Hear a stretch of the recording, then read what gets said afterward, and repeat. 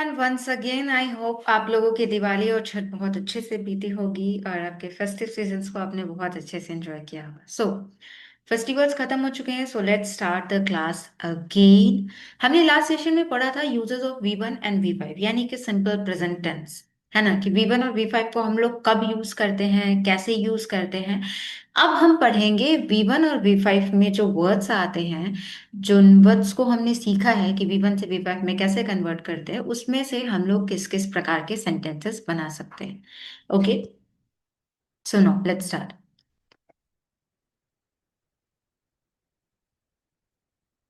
अभी तक में हमने क्या सीखा था? सिर्फ एक स्ट्रक्चर, और वो स्ट्रक्चर आपका है जस्ट।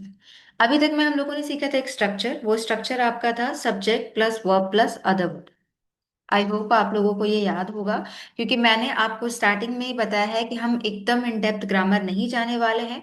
हम सिर्फ इस स्ट्रक्चर के हेल्प से सब कुछ बोलना सीखेंगे, इंग्लिश में बात करना सीखेंगे। तो बेसिकली हमारे क्या होते हैं, फोर टाइप ऑफ सेंटेंसेस होते हैं। फोर टाइप ऑफ सेंटेंसेस क्या क्या होते हैं?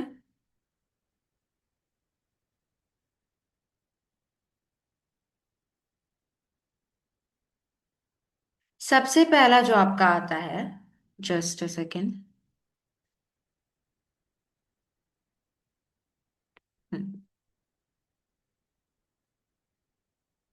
देखो, सेंटेंसेस ना आपके कई प्रकार के होते हैं। अब मैं ही बोलूंगी कि आपको दो टाइप के सेंटेंसेस होते हैं, action sentence, no action sentence, जो मैंने सब्जेक्ट में आपको पढ़ाया था। आज मैं ही बोल रही हूँ कि सेंटेंस फोर टाइप के होते हैं। तो ये सेंस पे डिपेंड करता है कि आप कौन से सेंस के बारे में बात कर रहे हो, किस सेंस में बात कर रहे हो।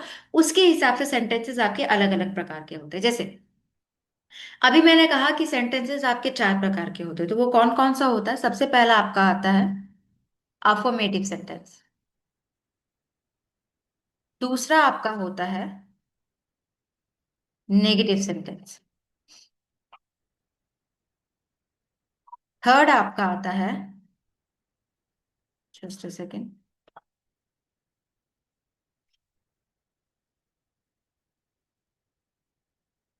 Interrogative sentence. और फोर्थ आपका आता है इंटेरोगेटिव नेगेटिव सेंटेंस।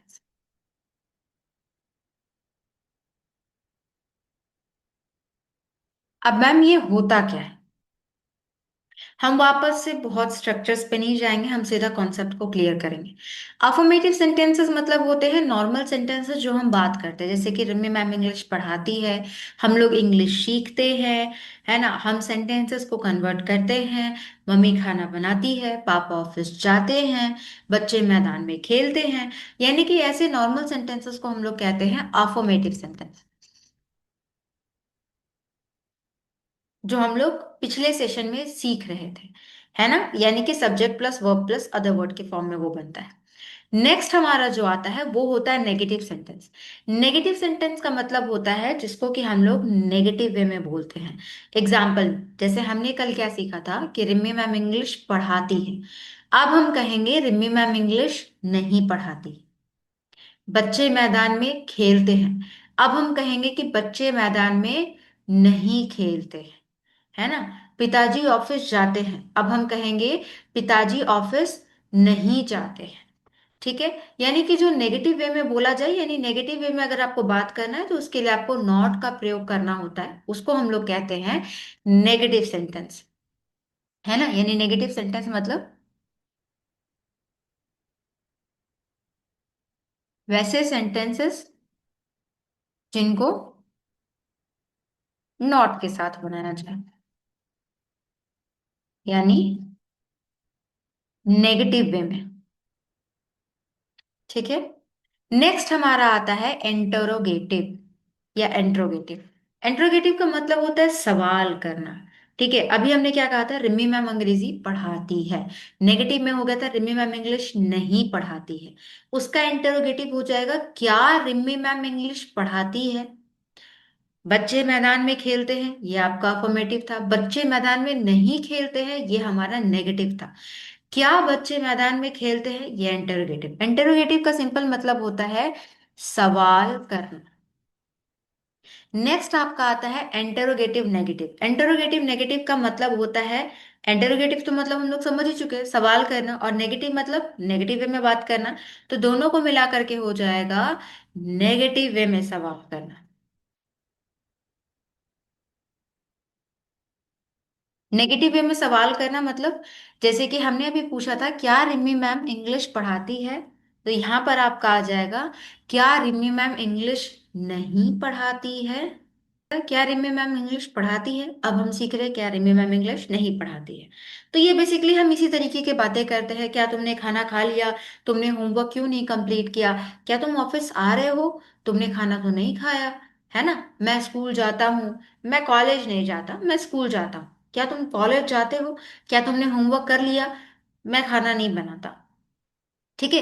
तो नॉर्मली इस तरीके के सेंटेंसेस हमारे होते हैं जिसको कि अभी हम फॉर्म करना सीखेंगे, बट उससे पहले दो चार चीज।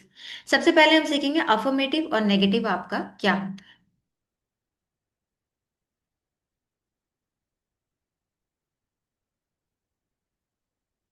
ठीक है।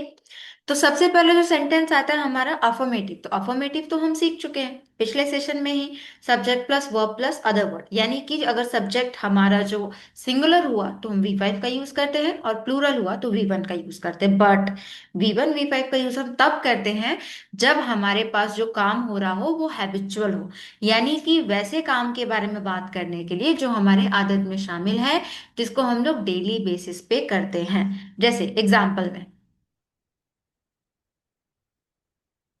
रिमी मैम इंग्लिश पढ़ाती है, ये हमारा नॉर्मल सेंटेंस हो गया।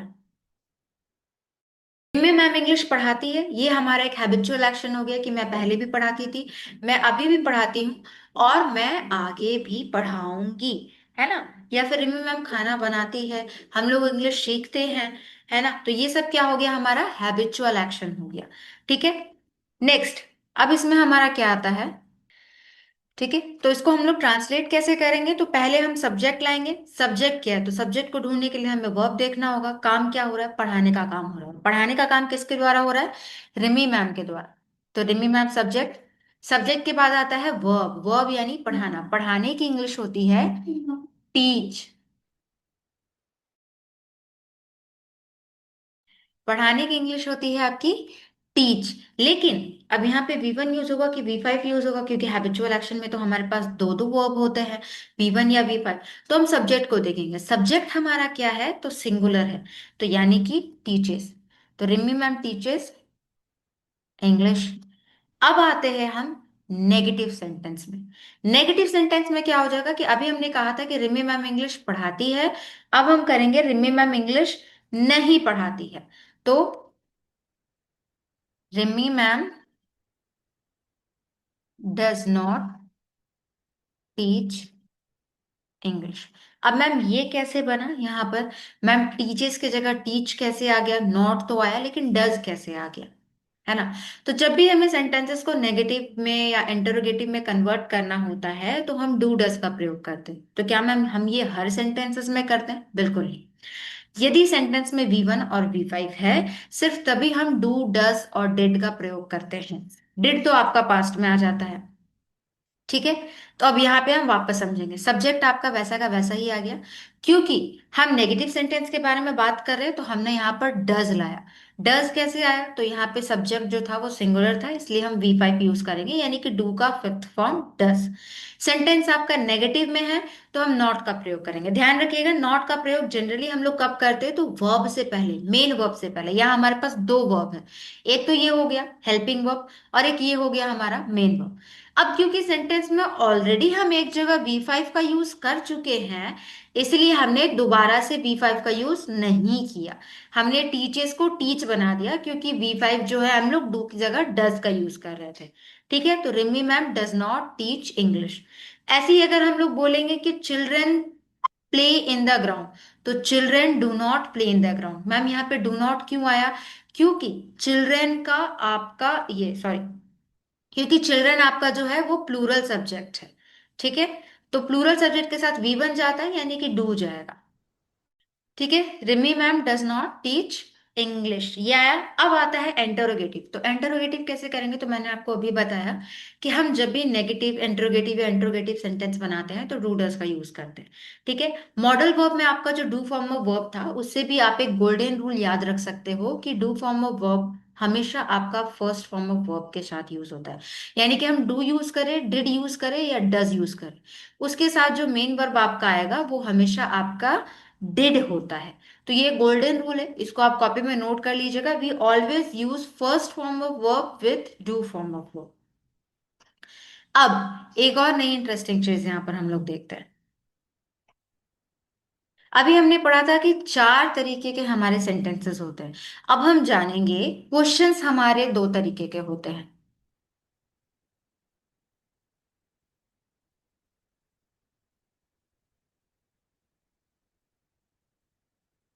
देयर आर टू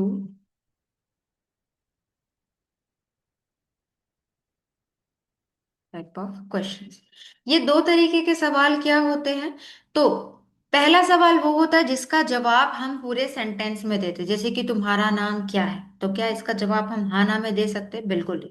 मेरा नाम रिमी है, तुम्हारा नाम विशाल है ना? मेरी बहन का नाम सीता है ना? तो ये क्या हुआ, इसमें हम हाँ ना करके जवाब नहीं दे सकते। या फिर अगर मैं पूछूं कि तुम कौन से स्कूल में पढ़ते हो, तुम कहाँ गए थे, तो ये सारे वैसे सवाल है जिसका जवाब हम हमेशा पूरे सेंटेंस में देते हैं। दूसरा सवाल वो होता है जिसका जवाब हम हमेशा हाँ या ना में देते हैं। क्या तुमने होमवर्क कर लिया? हाँ कर लिया। क्या तुमने खाना खा लिया? हाँ खा लिया। क्या बच्चे मैदान में खेलते हैं? हाँ खेलते हैं। क्या तुम घूमने जाते हो? नहीं मैं घूमने नहीं जाता हूँ। तो ये आपका two type of sentences questions हो जाते हैं। पहला वो जिसका जवाब आप पूरे सेंटेंस में देते हो, दूसरा वो जिसका जवाब आप सिर्फ हाँ और ना में देते हो। तो मैम इसको यहाँ पे करने का क्या मकसद है, तो यहाँ पे देखिए, आज तक हमने क्या सीखा है कि हमें किसी भी चीज से रिलेटेड सवाल करना है तो हम WH वर्ड्स का यूज करते हैं। WH वर्ड्स यानी कि आपका क्या होता है, what, whom, when, where, how, है ना? इसको हम लोग बोलते हैं WH वर्ड्स। लेकिन ये आपके पास जो है आधी इंफॉर्मेशन है।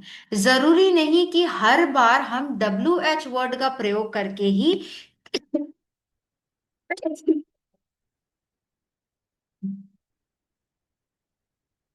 जरूरी नहीं कि हम हर बार WH वर्ड का प्रयोग करके ही सवाल करें। कई बार हम बिना WH वर्ड का प्रयोग किए भी सवाल कर सकते हैं। जैसे कि क्या तुम्हारा नाम, सॉरी, तुम्हारा नाम क्या है, तो व्हाट इज योर नेम। तो जो WH वर्ड से सवाल करते हैं उसका जवाब हमें फुल सेंटेंस में मिलता है। लेकिन दूसरा आपका जो आता है वो दूसरा आपका क्या होता है भाई, तो मॉडल वर्ब। अगर आपने मेरे वर्ब की क्लास अटेंड की होगी तो आपको पता होगा कि मॉडल वर्ब हम किसको बोलते हैं। Do, does, did, have, has, had, can, could, shall, should, is, am, are, was, were, ये सब आपका मॉडल वर्ब है ना? तो हम मॉडल वर्ब से भी सवाल कर सकते हैं, है ना? और इससे किए जाने वाले सवाल का जवाब हमको यस और नो में मिलता है। जैसे हमने क्या करना है, अभी हमने क्या लिखा है कि रिमी मैम इंग्लिश पढ़ाती है। अब इसका सवाल हम कैसे बढ़ाएंगे, क्या रिमी मैम इंग्लिश पढ़ाती है, इसका जवाब हमें किसमें मिल रहा है, हाँ या ना में मिल रहा है। हाँ रिमी मैम इंग्लिश पढ़ाती है, नहीं रिमी मैम इंग्लिश नहीं पढ़ाती है। तो अभी अभी हमने सीखा है कि हाँ या ना से किए जाने वाले सवाल हम मॉडल वर्ब के हेल्प से बनाते हैं। ठीक है। तो सेंटेंस में ऑलरेडी हमारे पास हेल्पिंग वर्ब तो था ही, डज। हम कुछ नहीं करेंगे, हम बस इस डज को पहले ले आएंगे उठा करके। Does Rimi ma'am teach English, question mark. क्या रिमी मैम इंग्लिश पढ़ाती है? अब यहाँ पे कंफ्यूजन क्या है कि मैम क्या को तो व्हाट बोलते हैं ना, तो आपने डस का यूज क्यों किया? जरूरी नहीं है। इसलिए हमने हमेशा कहा है कि इंग्लिश टू हिंदी आप ट्रांसलेट मत किया करो, वहां पे आपके सेंटेंसेस जो है वो गलत हो जाते हैं, है ना? डस को भी हम लोग क्या के सेंस में यूज कर सकते हैं, मॉडल वर्ब में जितने भी वर्ड्स आपके आते हैं उन सबको हम लोग क्या के सेंस में जो है वो यूज कर सकते हैं। ठीक है। तो इस चीज का ध्यान रखिएगा कि मॉडल वर्ब में जितने भी वर्ड्स हैं उनको हम लोग व्हाट के जगह पर यूज कर सकते हैं, लेकिन सिर्फ तब जब सवाल का जवाब हाँ या ना में मिल सके, है ना? अब ये तो बन गया हमारा सवाल। अब हम क्या करेंगे, नेगेटिव, यानी कि इंटरोगेटिव नेगेटिव। तो सवाल मैम हमको वापस से करना है, लेकिन इस बार क्या करना है, नेगेटिव वे में सवाल करना है। तो हम क्योंकि सवाल कर रहे हैं वापस से, तो डस हमारा वापस से पहले आ जाएगा। अब वापस आ जाएगा हमारा सब्जेक्ट, डस रिमी मैम। अब हमने क्या सीखा है कि नेगेटिव सेंटेंस में हम नॉट का प्रयोग करते हैं, और नॉट का प्रयोग हम कब करते हैं, तो मेन वर्ब से पहले। तो does Rimi ma'am not teach English. इसको हम दूसरे तरीके से भी लिख सकते हैं, हम डजंट का भी प्रयोग कर सकते हैं। डजंट मतलब डज और नॉट को जब हम साथ में मिला करके लिखते हैं, तब हम डजंट का प्रयोग करते हैं। ठीक है, जैसे सेंटेंस जो है वो हमारा यहाँ पर सेम रहेगा, हमें बस इसको चेंज कर देना है। Just a second. Rimi ma'am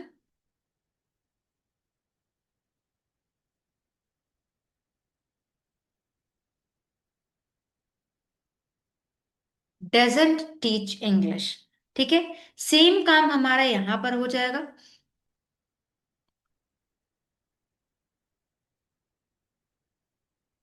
does Rimi ma'am not teach English. अब मैम अगर हमको यहाँ पे डजंट लिखना है तो कैसे होगा, हम यहाँ से नॉट को हटा करके आगे ले आएंगे, same doesn't. Doesn't Rimi ma'am teach English. तो मैम आपने तो हमें ये कहा था कि हम नेगेटिव सेंटेंस जब बनाते हैं तो नॉट को हम लोग मेन वर्ब से पहले यूज करते हैं, है ना। बिल्कुल करते हैं, लेकिन हमने यहाँ पर डजंट का प्रयोग किया है, यानी कि नॉट हमने पहले ही यूज कर लिया है। इसको हम लोग एब्रिविएशन बोलते हैं, यानी कि दो वर्ड्स को एक साथ मिला करके प्रोनाउंस करना ताकि इंग्लिश थोड़ी सी एडवांस्ड और स्टाइलिश लगे। जैसे कि I am Rimi Mehta, I'm Rimi Mehta. This is not your work. This isn't your work. है ना। तो इस तरीके के सेंटेंसेस भी हम लोग बनाते हैं। एब्रीविएशन अगर आपको नहीं पता है तो कोई बात नहीं, हम उसको आगे के सेशन में सीखेंगे। अब दो चार सेंटेंसेस हम लोग थोड़ा और प्रैक्टिस कर लेते हैं। तब तक आप लोग इसको कॉपी में जो है वो नोट कर, है ना। अभी हमने क्या सीखा, V5 के हेल्प से सीखा। अब हम लोग सीखेंगे V1 के हेल्प से हम लोग सेंटेंसेस कैसे कन्वर्ट कर सकते हैं। ठीक। अब नेक्स्ट सेंटेंस जो हमारे पास होगा, हम लोग इंग्लिश सीखते हैं। ठीक है, इसका ट्रांसलेशन सिंपल हो जाएगा, आई होप आप सभी लोगों को आता होगा। We learn English. क्योंकि हम पहले से ही इस चीज को समझते आ रहे हैं, पहले हम सब्जेक्ट लाते हैं, सब्जेक्ट के अकॉर्डिंग हम वर्ब को लाते हैं, और वर्ब के बाद हमारा आता है other word. We learn English. Just a second. अब इसका नेगेटिव कैसे बनेगा, तो मैम नेगेटिव में हम जानते हैं कि हम नॉट का प्रयोग करते हैं, और नॉट को हम लोग लाते हैं मेन वर्ब से पहले। तो वी नॉट लर्न इंग्लिश। क्या ये सेंटेंस सही है, बिल्कुल भी नहीं। ये सेंटेंस गलत है, क्योंकि मैंने थोड़ी देर पहले आपको बताया था कि हम नेगेटिव सेंटेंसेस को बनाने के लिए V1 V5 के साथ डू डज का प्रयोग करते हैं। अब क्योंकि सेंटेंस में हमारा जो सब्जेक्ट वो वी है, तो वी हमारा प्लूरल सब्जेक्ट है, इसलिए यहां पर we do not learn English आ जाएगा, या फिर we don't learn English. We can do this also. ठीक है, अब चलते हैं हम इंटरोगेटिव सेंटेंस में। इंटरोगेटिव सेंटेंस यानी सवाल करना। अब सवाल हमें क्या बताना है, हम लोग इंग्लिश सीखते हैं। क्या हम लोग इंग्लिश सीखते हैं, जवाब हाँ या ना में मिल सकता है। तो हाँ या ना में मिलने वाले जवाब के लिए हम लोग किसका प्रयोग करते हैं, मॉडल वर्ब का प्रयोग करते हैं, है ना। व्हाट के सेंस में। तो डू वी लर्न इंग्लिश, क्या हम लोग इंग्लिश सीखते हैं, जवाब है हाँ, हम लोग इंग्लिश सीखते हैं, है ना। अगर सवाल ये रहता है कि हम लोग इंग्लिश किससे सीखते हैं, तो वहां पे हमारा मॉडल वर्ब नहीं आ पाता, क्योंकि जवाब होता हम लोग इंग्लिश रिमी मैम से सीखते हैं। ये जवाब हमारा हाँ या ना में नहीं मिल रहा है।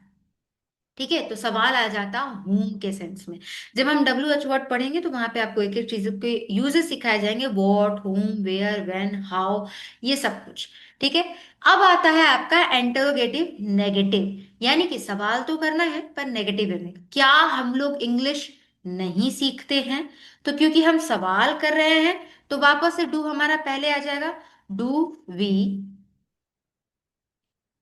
Not learn English question? ठीक है।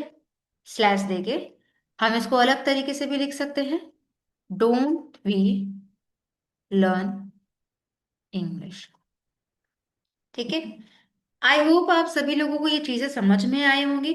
बाकी आप में से बहुत से लोगों के क्वेश्चंस होते हैं कि मैम मुझे कुछ डाउट्स होते हैं, मुझे प्रैक्टिस करना होता है, तो वो मैं कैसे करूं? तो इसके लिए आप हमारे लाइव सेशन को ज्वाइन कर सकते हो। देखो, यहाँ पर जो चीजें है ना, हम आपको सिर्फ ग्रामर दिखा सकते हैं, ग्रामर पढ़ा सकते हैं, है ना। ग्रामर स्पोकन के लिए बहुत ज्यादा जरूरी नहीं होती। हिंदी बोलने के लिए क्या आपने कभी व्याकरण की किताब पकड़ी थी? क्या आपके जन्म लेते ही आपके पेरेंट्स ने आपको दे दिया था संज्ञा, सर्वनाम, विशेषज्ञ, क्रिया क्या होता है? बिल्कुल भी नहीं। पर आप हिंदी बहुत बेहतर तरीके से बोलते हैं। उसी तरीके से इंग्लिश बोलने के लिए भी आपको इन्वायरमेंट चाहिए। हिंदी हम इसलिए बोल पाते बहुत बेटर तरीके से, बंगाली हम बहुत बेटर तरीके से इसलिए बोल पाते क्योंकि हमारे सराउंडिंग में, हमारे इन्वायरमेंट में वो था, हम लोगों को सुन रहे थे बोलते हुए। हमने लोगों से बात करना शुरू किया, हमने स्टार्टिंग से ही बहुत अच्छी हिंदी नहीं बोल ली। हम बचपन में यही कहते थे कि मम्मी मम दे दो, मम का मतलब पानी होता है, ये कहीं नहीं लिखा है ना। पहले हमारी भाषा हमें भी नहीं समझ में आती थी, पर हमारे पेरेंट्स जो है वो समझ जाते थे, है ना। तो धीरे धीरे करके हमने बोलना सीखा। ठीक उसी तरीके से इंग्लिश भी हम तभी बोलना सीखेंगे जब हम प्रैक्टिस करेंगे, जब हमारे पास एक इन्वायरमेंट होगा, जो कि हमारे लाइव सेशन में कराया जाता है। रिकॉर्डिंग में आपको प्रैक्टिस करवाना पॉसिबल नहीं है। हम बहुत ज्यादा से ज्यादा आपको ग्रामर दे सकते हैं, लेकिन सिर्फ ग्रामर के दम पे आप अंग्रेजी बोलना नहीं सीख सकते, जो कि मैंने अभी आपको बताया। अभी तक आपको ये पता था कि वॉट का यूज हम लोग क्या के सेंस में करते हैं, लेकिन वॉट के अलावा भी कई सारे वर्ड्स होते हैं जिसको हम लोग क्या के जगह पे यूज कर सकते हैं।